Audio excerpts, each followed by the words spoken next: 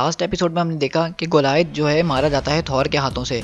ये सब देखने के बाद दोनों टीम्स काफ़ी शॉक में रह जाती हैं कि ये सब क्या हो गया। ना हैंक पिम ना टोनी स्टार्क किसी को कुछ समझ में नहीं आ रहा होता कि ये हुआ क्या है। कैप्टन अमेरिका की टीम ऐसे तैसे करके सूजन स्टॉर्म की मदद से वहाँ से भाग जाती है और सूजन स्टॉर्म और जॉनी स्टॉर्म भी जो हैं कैप्टन की सीक्रेट एवेंजर्स टीम को ज्वाइन कर लेते हैं। वहीं पे दूसरी तरफ आयरन मैन, हैंक पिम और वास्प ये सब डिसाइड कर रहे होते हैं कि अब हम आगे क्या करेंगे, क्योंकि हमारे पास अब इतने ज़्यादा सुपर ह्यूमंस नहीं है जो कि कैप्टन के खिलाफ लड़ सकें। तो आयरन मैन बोलता है कि अब हमें ऑपरेशन थंडरबोल्ट स्टार्ट करना होगा और उसमें हम देखते हैं कि थंडरबोल्ट ऑपरेशन एक ऐसा ऑपरेशन है जिसके अंदर वो लोग सुपर विलन्स को यूज़ कर रहे थे नैनोबॉट्स लगा के अपने लिए। अब आगे हम देखते हैं कि सूजन स्टॉर्म और जॉनी स्टॉर्म जो है दोनों शील्ड के लोगों से भाग रहे हैं और वो दोनों काफ़ी ज़्यादा फंस चुके हैं शील्ड के बीच में। लेकिन सूजन स्टॉर्म जो है अपनी पावर यूज़ करके हम दोनों को इनविजिबल कर रही थी और वो दोनों वहाँ से भागने में कामयाब हो जाते हैं। दूसरी तरफ स्टार्क टावर में हम देखते हैं कि नाइट हॉक और स्ट्रेचर जो कि अभी भी कैप्टन की टीम को छोड़ के टोनी की टीम ज्वाइन करने के लिए आए हैं, हैप्पी उनका वेलकम करता है और बोलता है कि ये सब तुम्हारे लिए आसान नहीं होगा, मैं समझ सकता हूँ, लेकिन मुझे खुशी है कि तुम लोग सही टाइम पे सही जगह आ गए हो। और बोलता है कि टोनी स्टार्क ने बोला है कि वो आपका वेलकम खुद करेगा, लेकिन मुझे समझ में नहीं आ रही उसको इतनी देर क्यों लग रही है। वहीं पे हम देखते हैं ऊपर स्टार्क टावर के अंदर स्पाइडरमैन जो है एक दीवार तोड़कर आयरन मैन के सामने खड़ा होता है और इस वक्त स्पाइडरमैन का दिमाग बिल्कुल घूम चुका होता है। और तो आयरन मैन बोलता है कि तुम ये सी पागल वाली हरकतें छोड़ो और बड़े बच्चों की तरह बैठ के बातें करो। तो स्पाइडरमैन बोलता है कि अब बात करने के लिए कुछ बचा ही नहीं है, मैं ये एवेंजर्स छोड़ रहा हूँ। स्पाइडरमैन बोलता है कि मुझे शील्ड के अंदर काम करने से कोई फ़र्क नहीं पड़ता, लेकिन तुम हमारे साथियों को, हमारे दोस्तों को नेगेटिव जोन के अंदर बंद कर रहे हो और एक साइबॉर्ग ने बिल फोस्टर की जान ले ली, मैं ये सब बर्दाश्त नहीं कर सकता हूँ। तो टोनी स्टार्क उसको समझाने की कोशिश करता है कि वो साइबॉर्ग थॉर जो था उसने एक पुलिस ऑफिसर की तरह काम करा है, उसने एक पुलिस ऑफिसर की तरह रिएक्ट करा है। अगर कोई और पुलिस ऑफिसर होता तो वो भी अपने सेल्फ डिफेंस के लिए यही करता। और क्या तुम्हें वाकई लगता है कि मैं इस बात से अफसोस नहीं हूँ? बिल फॉस्टर मेरा भी दोस्त था, मुझे भी उतना ही अफसोस है। और तुम्हारा क्या मशवरा है कि हम इन लोगों को एक आम जेल में बंद कर दें ताकि वो 2 दिन के अंदर ही वहाँ से भाग सकें? हम उनको उस जेल के अंदर इसलिए बंद कर रहे हैं ताकि वो वहाँ से निकल ना सके। इन लोगों के लिए ये आम जेलें जो हैं इतनी मजबूत नहीं हैं और ये सिर्फ एक टेम्परेरी मेजर है, इसके बाद हम आगे जाके कुछ और सोचेंगे।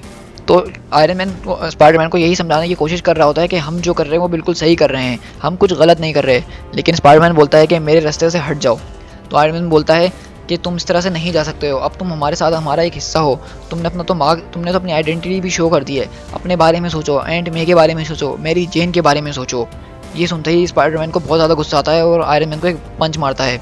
तो आयरन मैन बहुत दूर जाके गिरता है और बोलता है कि एंड मे और मेरी जेन जो हैं तुम्हारी सोच से भी ज़्यादा दूर हैं, उनको कोई हाथ भी नहीं लगा सकता। और स्पाइडरमैन भागता हुआ जो है एवेंजर्स टावर के शीशे की तरफ जाता है और उसको तोड़ के बाहर निकल रहा होता है, लेकिन वो शीशा नहीं टूटता है और स्पाइडरमैन वहीं अटक जाता है।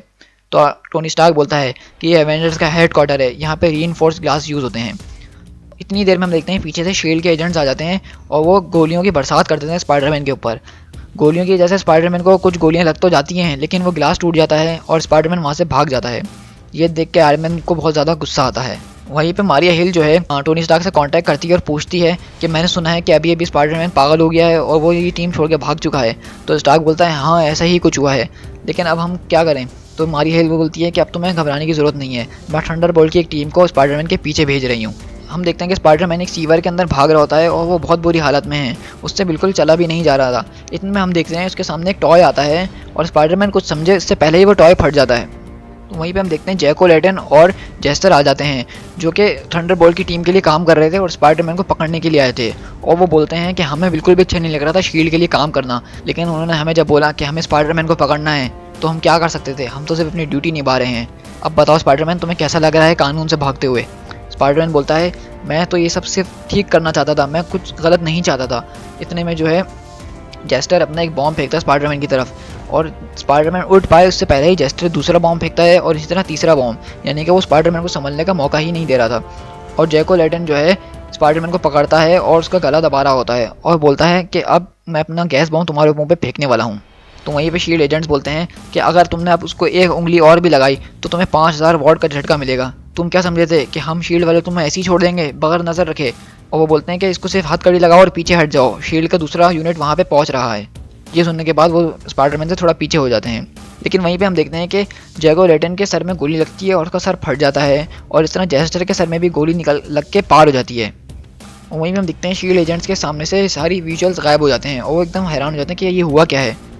हम देखते हैं स्पाइडरमैन के सामने एक आदमी है, लेकिन जेस्टर के बॉम्ब की वजह से स्पाइडरमैन को कुछ नज़र नहीं आ रहा था।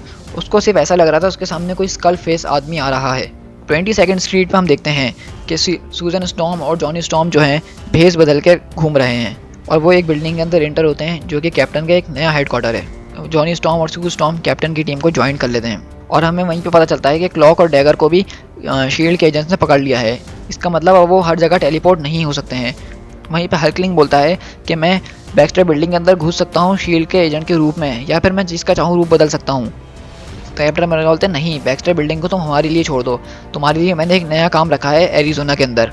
तो वहीं पर सब डिस्कस करने लग जाते हैं कि बैक्स्टर बिल्डिंग के अंदर जाने से ज़्यादा इंपॉर्टेंट एरिज़ोना में आखिर है क्या। उतने में हम देखते हैं कि पीछे से जो है पनिशर आता है और उसके हाथ में स्पाइडरमैन बिल्कुल मरी हुई हालत में होता है और पनिशर बोलता है कि जल्दी से कोई मेडिकल टीम यहाँ पे आए। और कैप्टन चिल्लाते हैं और बोलते हैं कि जल्दी से स्पाइडरमैन को डॉक्टर के पास लेके चलो। और वहीं पे हम देखते हैं कि कैप्टन अमेरिका की टीम पूरी परेशान हो जाती है स्पाइडरमैन को इस हालत में देख के। तो वहीं पे अल्ट्रा गर्ल जो है वो पूछती है पनिशर से कि ये तो आयरन मैन के साइड था, इसकी ये हालत किसने करी। पनिशर बताता है कि इसकी ये हालत शील्ड के लोग यानी आयरन मैन ने ही करी है और अब से ये हमारी साइड है। तो फैल्कन बोलता है हमारी, तुम कब से हमारी साइड पर आ गए। तो पनिशर बोलता है मैं जब से तुम्हारी साइड पर आ गया हूँ, जब से उन लोगों ने विलन्स की मदद लेना शुरू कर दी है। लेकिन सारे लोग इस चीज़ पर ऑब्जेक्शन कर देते हैं कि पनिशर को हमारी टीम में होना चाहिए या नहीं। ये इतना बेरहम आदमी है जो कि हर किसी को मारता रहा है पूरी ज़िंदगी, तो ये किस तरह हमारी टीम में हो सकता है। तो लूक केज बोलता है कैप्टन अब आपके ऊपर है फैसला, आप जो फैसला करेंगे हमें मंजूर होगा। तो वहीं पर कैप्टन अमेरिका बोलते हैं खामोश हो जाओ लूक केज, मैं सोच रहा हूँ। और हम वहाँ देख ये सारी बातें जो है कोई रिकॉर्ड करके टोनी स्टार्क को पहुँचा रहा होता है। दूसरी तरफ हम देखते हैं कि डेयरडेविल को भी शील्ड के एजेंट्स पकड़ लेते हैं और ले जा रहे होते हैं। तो वहीं पे मिस्टर फैंटास्टिक और शी हल्क खड़े हुए होते हैं और मिस्टर फैंटास्टिक बोलते हैं कि हम आज तक बुरे लोगों से लड़ते हुए आए हैं, अब हमारे इस प्लान की वजह से कोई बुरे लोग नहीं है, ना कोई क्राइम हो रहा है, लेकिन अब हमारे अपने लोग ही दुश्मन बन गए हैं। ऐसा क्यों होता है कि लोग हमें चैन से जीने नहीं देते हैं। अब जब सब कुछ सही हो चुका है तो हमारे लोग ही हमारे खिलाफ हो गए हैं, ये सब क्यों हो रहा है। लेकिन यहीं पे रीड रिचर्ड जो है उनको अफसोस भी करवाता है कि ये सब जो वो लोग कर रहे हैं वो सही कर रहे हैं या नहीं कर रहे।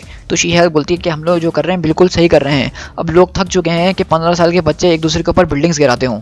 हम देखते हैं राइकर आइलैंड में जो है टोनी स्टार्क डेयरडेविल को 42 जेल के अंदर ले जा रहा होता है, यानी कि नेगेटिव जोन के अंदर ले जा रहा होता है और उसको बताता है कि मेरी बात पर यकीन करो, हम सब तुम्हारे दुश्मन नहीं हैं, हम सब दोस्त हैं और मैं जो कर रहा हूँ हमारे भले के लिए कर रहा हूँ।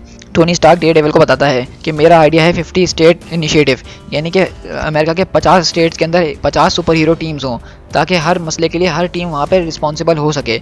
इसलिए हम ये ट्रेनिंग दे रहे हैं ताकि कोई और बच्चा कोई गलत कदम ना उठा सके। और वो बोलता है कि डेयरडेविल को कि तुम हमारे साथ बहुत लंबे टाइम से काम कर रहे हो और तुम हमारे एवेंजर्स की टीम में काफ़ी ऊपर रहे हो, तो मैं चाहूँगा तुम मुझे ज्वाइन कर लो ताकि हम मिलकर ये सब निपटा सकें। और बोलता है कि हम सब तुम्हें जेल में बिल्कुल भी डालना नहीं चाहते हैं। और वहीं पे हमें दिखता है नेगेटिव जोन का एक छोटा सा नज़ारा। तो वहीं पे हम देखते हैं कि गार्ड्स उसको डेयरडेविल को आगे ले जा रहे होते हैं और टोनी स्टार्क बोलता है कि अगर तुम मुझसे कुछ कहोगे कुछ बोलोगे, तो गार्ड्स कहते हैं इसने जब से कुछ नहीं बोला जब से हमने इसको पकड़ा है। और वहीं पे हम देखते हैं कि गार्ड्स उसको टोनी स्टार्क को एक कॉइन देते हैं और बोलते हैं इसने कहा था कि ये टोनी स्टार्क को दे देना, जो कि एक सिल्वर का कॉइन होता है। तो टोनी स्टार्क बोलता है $1 सिल्वर, मुझे समझ भी नहीं आया ये क्या है। तो डेयरडेविल बोलता है कि अब तुम्हारे पास 31 पीसीस हो गए हैं सिल्वर के, अब तुम चैन से सोना जूडस। दरअसल ये वर्ड जो है बाइबल से लिए गए हैं जिसमें जूडस जो है जीसस को बेच देता है 30 पीसीस ऑफ सिल्वर में। तो इस तरह यहाँ पे डेयरडेविल ने आयरन मैन को तंज मारा है। To be continued.